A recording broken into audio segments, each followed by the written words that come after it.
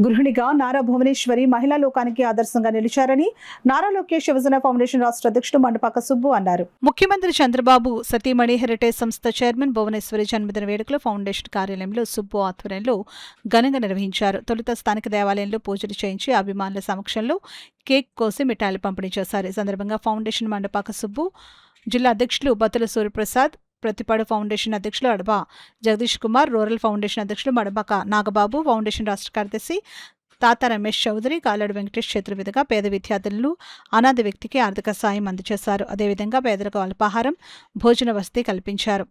5 కేజీల రైస్ బస్తాలు, చీరలు, దుప్పట్లు పంపిణీ చేశారు. సుబ్బు మాట్లాడుతూ సీఎం చంద్రబాబు కష్ట సమయంలో ఉన్న సందర్భంలో భువనేశ్వరి అందించిన నైతిక స్థైర్యం కొనియాడదగినదని అన్నారు. పేదలకు సేవ చేయడానికి అధికారం, పదవులు అవసరం లేదని నిరూపించారని అన్నారు. ఆమెకు జన్మదిన శుభాకాంక్షలు తెలియజేశారు. కార్యక్రమంలో విజయలక్ష్మి, అన్నపూర్ణ, భవానీ, దుర్గాకుమారి, మండపాక వీర వెంకట సత్యనారాయణ, దొంతల పవన్ కుమార్, ఫౌండేషన్ సభ్యులు, టీడీపీ కార్యకర్తలు పాల్గొన్నారు. నారా భువనేశ్వర్ గారికి రాష్ట్ర కమిటీ తరపున, నా తరపున హృదయపూర్వక జన్మదిన శుభాకాంక్షలు తెలుపుతూ, మరి ఆనాడు నారా చంద్రబాబు నాయుడు గారు లేనిపోని కేసుల వల్ల రాజమండ్రిలో జైలు శిక్ష అనుభవిస్తుంటే, మరి మా భువనేశ్వరమ్మ ఒక ఝాన్సీ రాణిలాగా బయటకు వచ్చి రాష్ట్రంలో చంద్రబాబు నాయుడు రియల్ సీట్గా రావాలని ఆవిడ చేసిన కృషి మేము మరవలేనిది.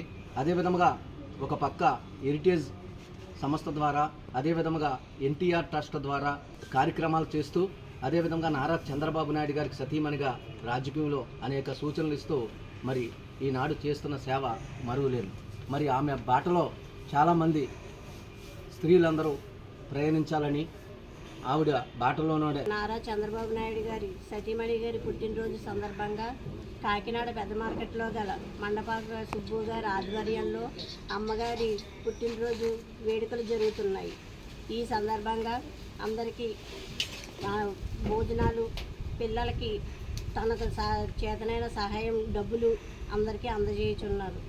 ఈ పుట్టినరోజు కలకాలం ఆవిడ చేసుకుంటూ ఉండి నిండు నూరేళ్ళు అష్టైశ్వర్యాలు, భోగభాగ్యాలు కలిగి ఉండాలని ఆశిస్తూ సెలవు తీసుకుంటారు.